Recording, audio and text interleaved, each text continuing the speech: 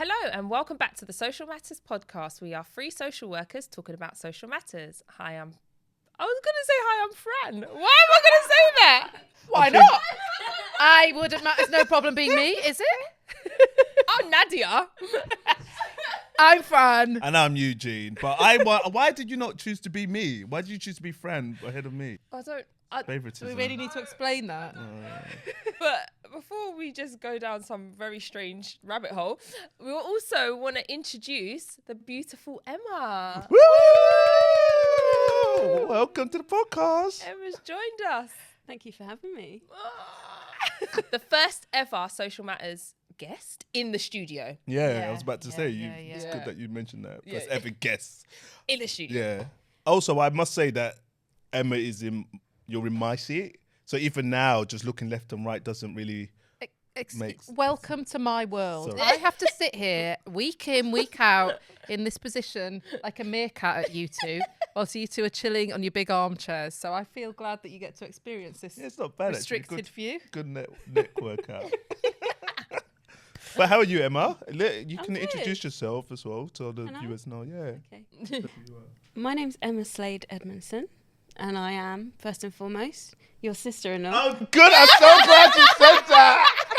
I'm so glad you said that. I love that. When you start to say first and foremost, I'm like, you better say that. I love that Eugene's sister-in-law is top of your bio. Of course. Oh. That's not why I'm here. yeah. No. That's not the only reason I'm here. no. You got stuff to chat. Yeah, I've got some stuff. I've got some stuff in the kit bag. I'm also soon to be an author. Very exciting. Of my first book, The Half of It, which is about the mixed race experience. But I spend most of my time consulting on sustainability and ethics for brands and organisations that want to do better, basically. Nice. And I have to say, we've actually been trying to get you on the podcast for a good few years. And normally when people say that, it's like because you're busy or we're busy. But it's only because we just haven't really Sorted it sorted out. it out. Yeah, I remember I came to see you. Why are I you was like, baiting us up like No, because you know when people are like, oh, you're busy, we haven't been able to find dates. No, we've had dates.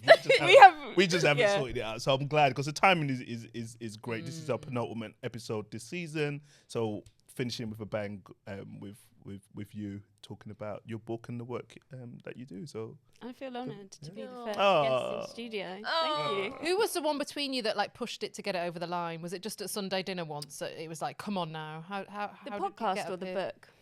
no, You being here with you've us. been here. Oh, As in like the 4 years of like trying to me, get you. obviously.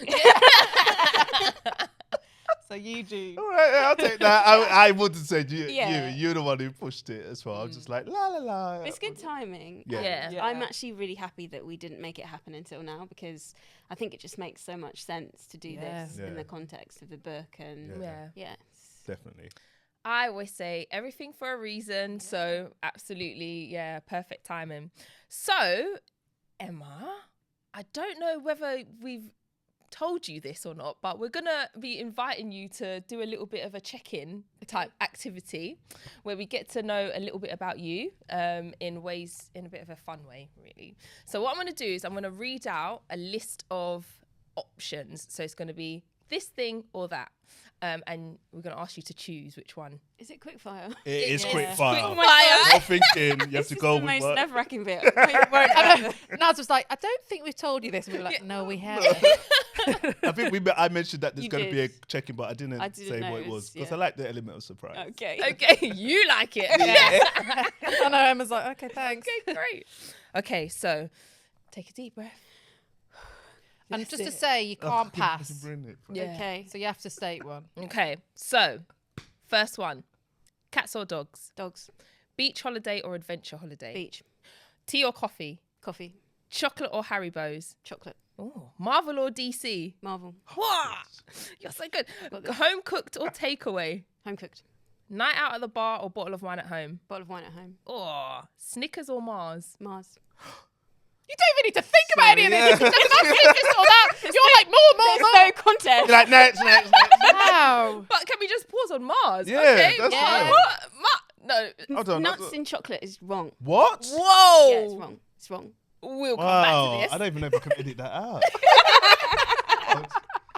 Right. Would you rather be too hot or too cold? Too hot. Typing or writing? Writing. Driver or passenger? Passenger. Of course. Summer No. or winter? Summer, obviously. Rice or potatoes? Rice.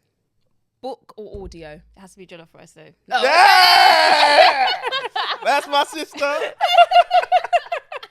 I just wanted to clarify that. Yeah, Okay. good. Yeah. Fair. The last one, you didn't say book or audio. Book. Book. All right. Well Wow. done. I just have book in my mind. I don't think that's true, but anyway, here we are. Yeah. Like book. That was the fastest response of this or that we've ever had from guests, Yeah. I isn't love it? that to the point where I couldn't keep up reading them out. Yeah. I know Emma's like, next. I want you on my quiz team. Yeah. Wow. But I also- don't have any general knowledge though. I only have the knowledge I have in my own brain for myself. So that's not It was impressive. It was impressive. But also coming back, like, I don't know anyone who still likes Mars. Yeah, Mars. I like Mars, Oh. but Oh, but I don't know if I like it more than Snickers. I hate to break it to you, but your brother still eats Mars. does he? Yeah. Oh my god! Like that's I don't even know what my family are now. Really? Like, oh, no, but hold on. Does anyone actually go into the shop with all Yes, the array yeah. and choose Mars above everything else? Yeah. Why not? Really? But you're gonna. So the one that I like before Mars is twirl. So that's Yeah. An orange twirl. I don't like mind an orange twirl. But hold on, like, so the shop hasn't run out of other chocolate. No. But you like they've got they're fully stocked. Delivery just came in on Monday. And you choosing Mars above everything? yes. Yeah. Wow. I stand by it. Oh, okay. We are Stand gonna by have to have chats. Yeah. Would Snickers be your top one, or is that just out of the this or that? What would be your top? Crunchy. Oh. The really? front door. All right, judge you. That is the thing that is always left in the selection box at Christmas. No, not in my selection box. And I like Bounty and Milky Way as well. I like Bounty. Yeah. For Dark me, chocolate. nuts and chocolate. It's like a match made in heaven. Oh, cool. Chocolate and crisps as well. Chocolate and crisp. Yeah. Wow. Oh. Take a bite from one before your mouth is. Anyway, Anywho, let's bring it back. But yeah, thank you so much for that. And yeah, again, welcome to the podcast. So you are an author. I'm gonna say you're an author. Yeah. You're gonna Thank sit- you. The book is right there. It's hard to say it until you know. I don't know. When do you get to say it? You get to say it once you've got a cover like that. Yeah, yeah. And the book is Yeah. on someone's table. Then that's when you Okay. get to say All right. Beautiful hardback. Yeah. You're also a podcaster. You got the Mixed Up podcast with Nicole Ocran. And yeah, we're here today to talk a little bit about your book. But first of all, just wanted to kind of start off by thinking about the podcast and how you kind of came to decide to do the podcast. How did that come about? Yeah, so essentially I actually contacted Nicole for something else completely. So I wanted to do this sustainability project, and she was quite a notable fashion influencer at the time. So I reached out to her because I thought basically I was going to persuade her to do this scheme that I had, which was that I was going to get a bunch of influencers to come and do secondhand shopping with me, and basically get them to showcase how exciting like the proposition of secondhand was. So I'd actually arranged to meet up with her to talk about that, and essentially probably like 5 minutes into the conversation we just ended up talking about being mixed, and we didn't stop. So yeah, by the end of this conversation, I'd obviously found out that she's Filipino Ghanaian and she's from the US. I knew that already, but I didn't know like the ins and outs of her heritage, and I didn't have any sight of her experience growing up and stuff. And I just felt like there was so much synergy, even though we grew up on other sides of the world, even though like our parentage is completely different. And yeah, by the end of the conversation, we'd already kind of floated the idea of doing a podcast, which was quite interesting, bearing in mind this was our first meeting. And yeah, essentially, I think we kind of thought it was a joke, but maybe we both also knew it wasn't. And yeah, it just kept on coming up. We ended up doing a little pilot in my living room, and I remember telling you about that. Yeah. And yeah, it's kind of grown from there. We didn't kick off straight away because we were both really busy with our work. But then when lockdown happened, it just felt like it was the right time to pick it back up, and we started. So did you have an idea? I'm sure a lot of the questions I have, I'm like, I should have asked this to you before. Yeah. But this is actually a genuine question. I don't know the answer. Did you have an idea, because you do a lot of great stuff in different fields, but was the idea of a podcast ever on your radar before you met with Nicole? Was it the kind of power of that conversation? Your brother's not going to like this, but we discussed doing a podcast together. Has he got the patience to do a podcast? It was back. I don't know. I think he'd be good at it if he could get over being in the public sphere, which is why he would never do it. But we were listening to pirate radio a lot at the time, and we were always like messing about and saying that we could do a lot better than people on pirate radio. So we had all these like thoughts around what we would do on our podcast. So not only that, and that wasn't ever really real because I knew that he would never do it. So hold on, you ditched my brother for a podcast with somebody else. Bruv, you've got to choose a winning team. Well, you made a good choice. You made a good choice. I love these insights, even though, like, you kind of will know some of the stories, but new insights today. And it's a very successful podcast. And we were just talking before we kind of sat down today about like some of the guests, and you've had Mel B on. So some great guests who, like fan of mine, also from Leeds. Leeds. But just sorry. Okay. You love the North so much every time. I don't know what came over me there. It was like I was embodied Leeds. by a Leeds United football fan, which I did. My dad used to take me to that, and that was the Leeds chant. That was all they had. Yeah. It's still the same. Leeds on repeat. Not very creative. So anyway, Leeds. But I guess one of the main reasons as well. I mean, you do so many things, and I'd love to chat to you about your sustainable fashion and also looking wonderful, by the way. I'm always drawn to gold, but some friends used to call me the Jazzy Magpie. So when you walked in, I was like, oh, so much gold and glitter.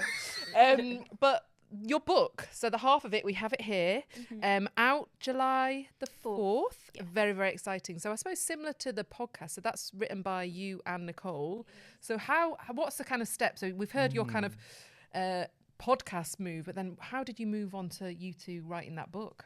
We kicked off the podcast not really by design, but just by happenstance during the resurgence of the Black Lives Matter movement. And it really kind of took off because I think partly because people were looking for room to talk, especially mixed people who I think didn't really know what their place was in it.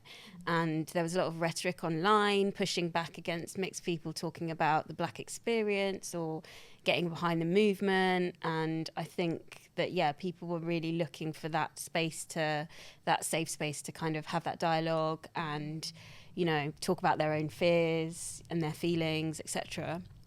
And also, obviously, we were in lockdown. So in retrospect, that made it easier to get big guests on, to your point. I'd like to add that we didn't have Mel B in lockdown. We just had her. So it's just because she likes the podcast. Okay. But, we found that we had a few celeb guests who were literally like, I've been waiting for you to call. I've been waiting to talk about this subject my entire career and no one's ever asked me. And I think that, that was it. This was a really underserved conversation and topic. And so many people were just waiting, basically, to talk about it. And so it kind of grew from there. And we were approached during that time, so really early, actually, to write the book. So, we were approached by a publisher, and then we had to do a proposal. And then, we started writing, and that was 4 years ago. So it's been a long journey. Yeah. I was going to ask a question, but I'm actually a little bit scared about asking this question because just thinking back to when you talked about the significance of that conversation that you had with Nicole, having guests on and the process of writing the book, I get a sense that there's a therapeutic element to it as a mixed person. So I was going to ask about how has the process of writing the book impacted on you through the therapeutic lens, but I know it's been really difficult writing the book as well, the practicality. But if you just think about from your lens as a mixed person, how was the process of writing the book with Nicole, a friend, and also another mixed person? How's it impacted you and your sense of self? I would say to take a step back from that, I think the podcast has really solidified my sense of self and made me feel, as I'm sure our listeners do, really kind of with community and like not alone, and validated in some of the challenges or feelings I feel like I've been through in my life, or, you know, just, yeah, even recently. And I think that's what's been for me therapeutic and extremely comforting. And I kind of don't really see it as my job anymore to talk about myself. I'm just like trying to be a vessel for other people's stories, because I think during the course of writing the book I've learnt so much about the different experiences of mixed people across the globe, and you know, through history, that there's so much that people don't know or have sight of, and it's not taught in the curriculum. It's not, you know, we just don't know. So I think for me, I've also kind of found this purpose in it, and that's allowed me to continue and keep going and building, because I think it's really easy, especially with that rhetoric I was talking about online. Like, we've heard so many people say, oh, like, not another mixed race thing, or like, you know, not another mixed race person doing X and X. And it's interesting because I feel like there was no conversation about the mixed race experience, and as soon as a couple of things have popped up, there was a bit of a pushback. So that was an interesting thing to observe.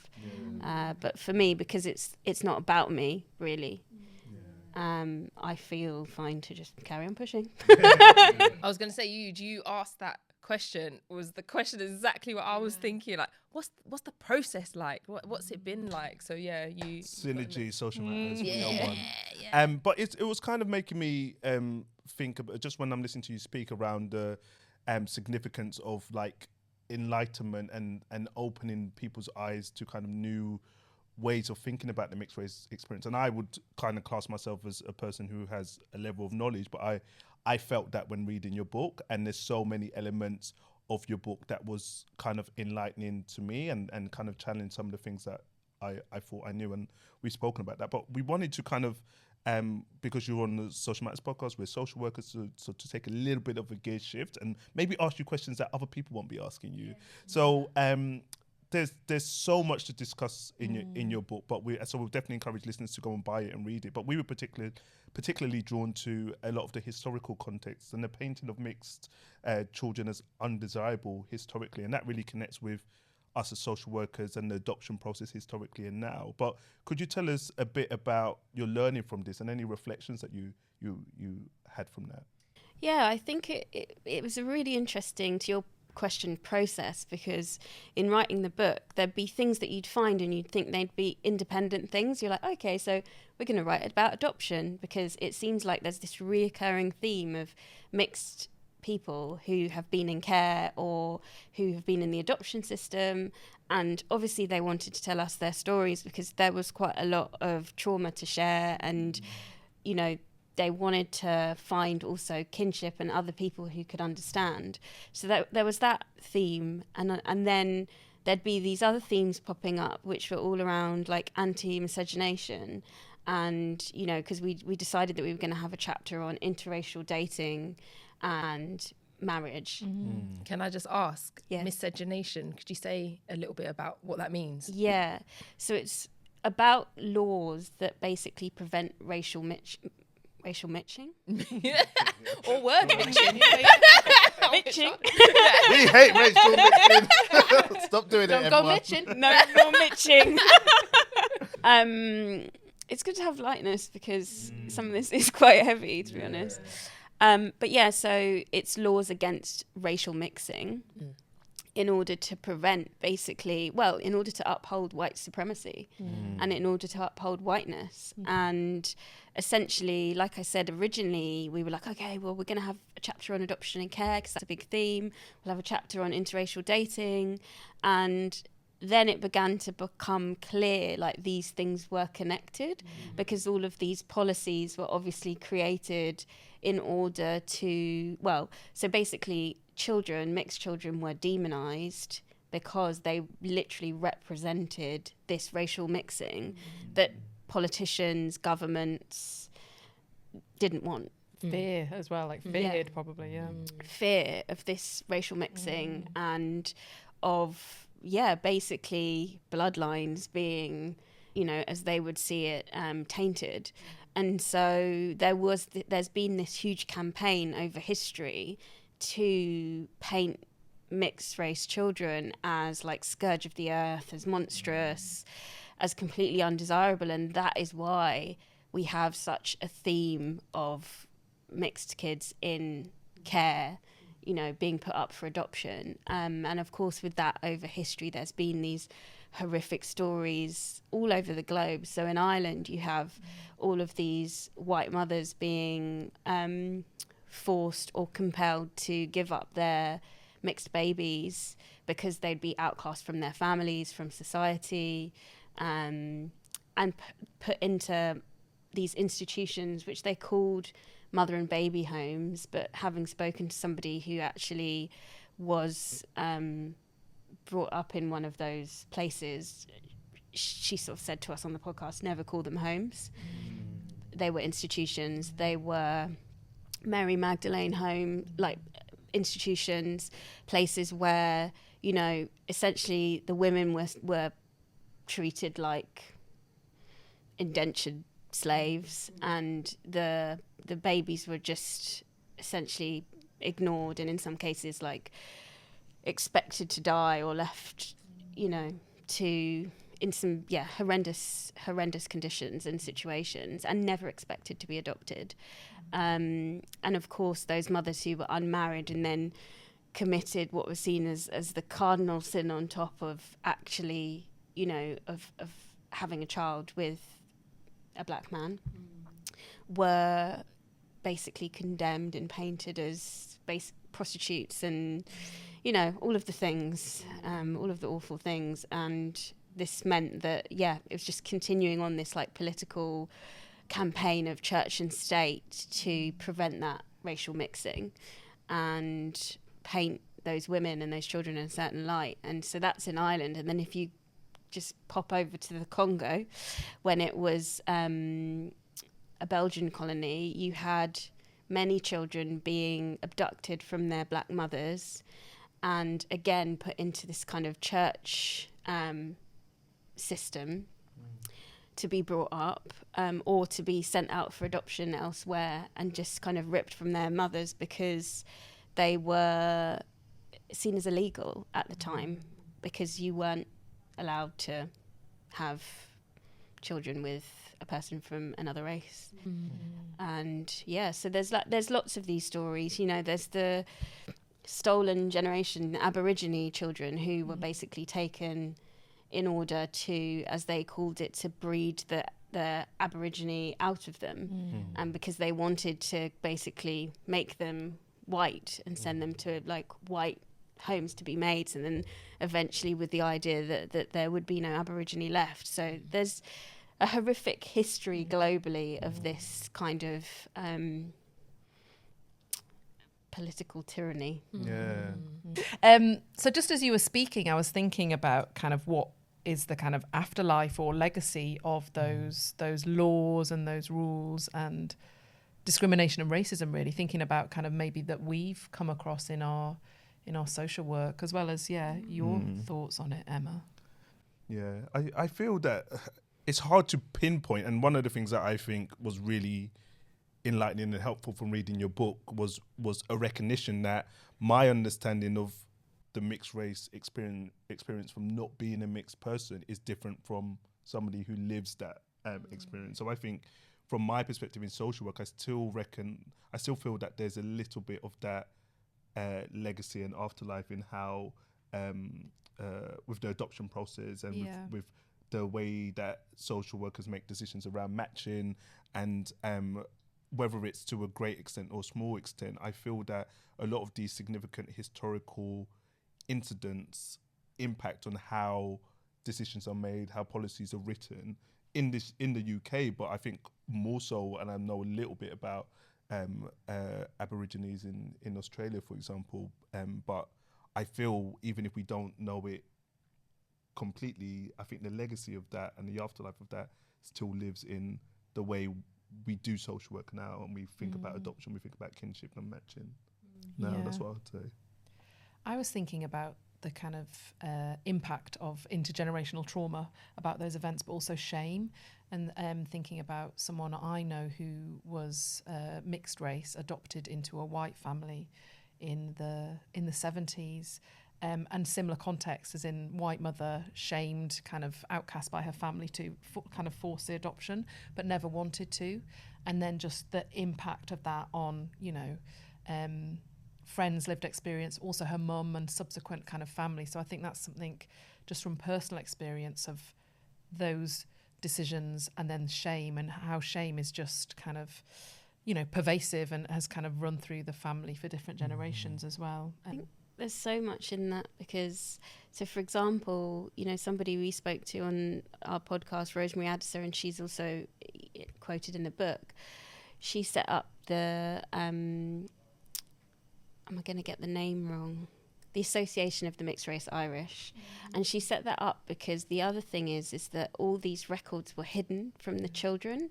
And so she and all these other mixed race people in Ireland couldn't trace their families, and the negative impact that has on sense of self when you're unable and desperate to find out, you know, where you come from and like who you are, and you've had all of everything stripped from you. Like from a dignity perspective, that's like the last frontier of dignity, and they had to basically take the government to court to try and get these records opened, and also to get recognition and an apology for what had happened to them all. And that's a shared experience across a lot of people that people just aren't really aware of, I think. And I think, you know, we've heard from people like Rosemary in regards to this idea that mixed race people have been positioned as, with a blanket, privileged. And obviously privilege is contextual, and I think it's really important to always remember that. And of course, those people suffering from that fallout of everything that they've experienced, it's wholly inappropriate for people to be approaching them with that as their front forward idea of like their experience of life. And so I think that's why it's so important for us to have these conversations and learn and understand, you know, that everyone's had vastly varying, I mean, I know you all know this, but you know, it's surprising how people can get whipped up in stereotypical characterization of people's experience that just isn't the case. Yeah, definitely. It's lots of, as a mixed race person, there's lots that I'm really kind of thinking a bit more about, especially since the Black Lives Matter movement. I've been, not especially since, I suppose I've been giving it more thought since then, but I suppose my whole life I'm very aware that I'm mixed race, and how that kind of plays out in all of my experiences is something, it's a thing. So the fact that, you know, there are things like your podcast out there, like the book, to kind of put language to some of the experiences, it's been really kind of helpful. So thank you. Something as well, just kind of going back, staying on this sort of social work theme, you know, a big part of social work assessment is the child's identity. And, you know, we've heard a little bit about, just a smidge about how that, you know, can be really difficult for children to really have a kind of sense of self or narratives about their experience if they've got huge gaps of information missing. And so I suppose what would you say is important for kind of social workers to kind of hold in mind when we're thinking about a child's identity and kind of assessing that and thinking about their needs? Yeah, I think this obviously links back to your previous question about kind of the legacy, because I think transracial adoption is really connected to what we were talking about there. And that's something we also ended up getting into, because when I started investigating adoption and care, I realised that obviously I think it was in the 80s, you know, there was a lot of conversation and dialogue around the idea that if children that were of colour were adopted into white families, there would be like a cultural genocide, particularly when it came to the idea of blackness or the construct of blackness. So this was like quite a popular line of discussion and theory at the time. Later on, obviously down the line, things changed, and I think Gove introduced like the Children and Families Act. I've been doing way too much research for this book. Must have been a social worker. I know, already. Dropping legislation and that. I was like, give me that qualification, bro. I'm ready to go. But anyway, so that there was legislation brought in later that basically said, look, we have to kind of deprioritize the idea that children should only be adopted into families where the racial, I think, was like really the front runner here. Categorization feels the same. So that was kind of deprioritized later, but there was this moment when that was what it was, and as a result, I think a lot of children were left in care and weren't adopted. But I also remember, and this is a bit personal, but I remember, because I think my mum was doing an open university degree when I was growing up, and I remember like a couple of conversations we had, which really now I can, in retrospect, understand that she was reading all of that policy, because she had a fear around some kind of idea, which is probably unfounded, but basically that, you know, I could be taken away. And I think that was connected to this pathologization of the idea that white mothers were not actually equipped to bring up their black children, their mixed black children, because of this theory and policy, which on one hand, you know, as you were saying, it's important to discuss the erasure of culture and the lack of consideration around how your child's going to deal with racism, etc., if you're unable to impart that stuff. But on the other hand, if you have a child who is in fact mixed and with their birth parents, like, isn't it a bit weird to say that that parent is then can never be equipped to bring their child up, which is essentially the same connotation. So I think that's, I don't think I answered your question, because then I just started quoting all my boom. But I think, there are lots of things to consider, but I would say that probably the most important things to consider, and this is kind of our conclusion of the book, and particularly of the childhood and development chapter, is that we need to equip our children with the agency to choose and to make decisions around their identity and their expression of their identity. You know, we're quite au fait nowadays, I think, with talking about that in the context of gender. But I think, you know, when it comes to mixed race children and adults, there is a level of fluidity that is at play, and if you spend your whole life figuring out who you are and how you express your identity, and if that changes over time, that's okay. It's not inauthentic. It's not like a sinister kind of trickery or anything like that. It's just the way that it is.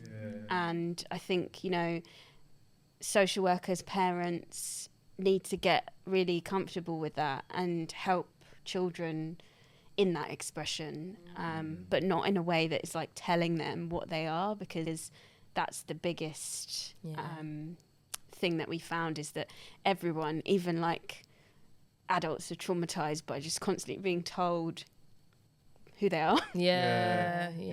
I like that idea of creating a space where people can figure out who they are and for it to be changed and be adaptable. And it's just making me think about the flow of those chapters in your book, not ruining it for everyone, but one chapter titled All of My Friends Are White, and then the next one, All of My Friends Are Black, and talks about your journey from teenagehood to early 20s and the impact of university and the location that you lived with.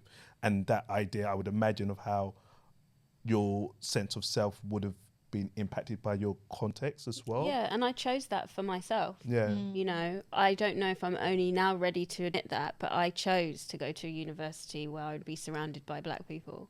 I chose to do that because I wanted to be immersed in that at that time in my life. Yeah, I just really like that kind of reflection of creating that space for identity to be explored. It just made me think about how often it's kind of people are seeking certainty around that, or forced into some sort of binary, and the kind of the tick boxing of identity and all of those things. And actually, yeah, a really helpful thing to think about, that kind of openness, you know, particularly for social workers to hold that space for people to explore their identity, rather than this kind of, you know, as you said, imposing ideas or thoughts on people.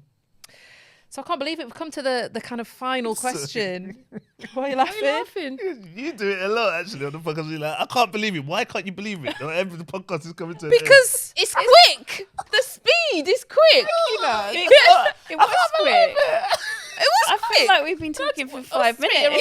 Yeah. That it is. Sorry, all right. Sorry, go. Sky. Sorry, Emma. Right. Now I'm gonna have to do it again and be really. I can't believe it.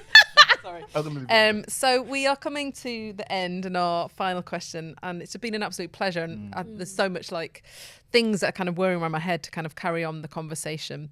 But the final question is thinking about, I guess, what you want the legacy of your book to be. And so many interesting chapters, and we've kind of thought about some today. But yeah, what would you want the legacy to be of writing this book, because it's launched on the 4th of July?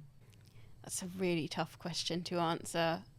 I think I'd like people to just have something to refer to make them feel seen, and also to spark conversation. Somebody said to me that, and this is an early reader, obviously not you, and they said, you know, that you pose a lot of questions in the book and some of them you don't answer. I said that's on purpose because this is a really early doors conversation, and it feels like it's wrong for me or Nicole to say this is the answer, because we don't know what the answers are. It's just important that we continue the conversation, open the dialogue, and give all these people that haven't probably had the courage to speak on their experiences that opening and that kind of moment. Yeah, I love that. Thank you, Emma. Thank you so much, Emma. Thank you for joining us, and thank you for sorting it out with Eugene so we can make it happen throughout all this time. Jeez. But yeah, we really appreciate your time. Do you want to say a little bit about where people can buy the book? Is there going to be a launch? Is there? I don't know if there is or not. I don't know. Yeah. So it launches on the 4th of July. You can buy it now on pre-order at most main.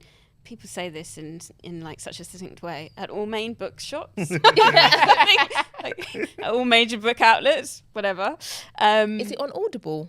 It's not yet, but it will be. Okay. There will be an audio version of the book. I'm actually recording it right now. Oh, so, amazing! Love that. Amazing. Yeah.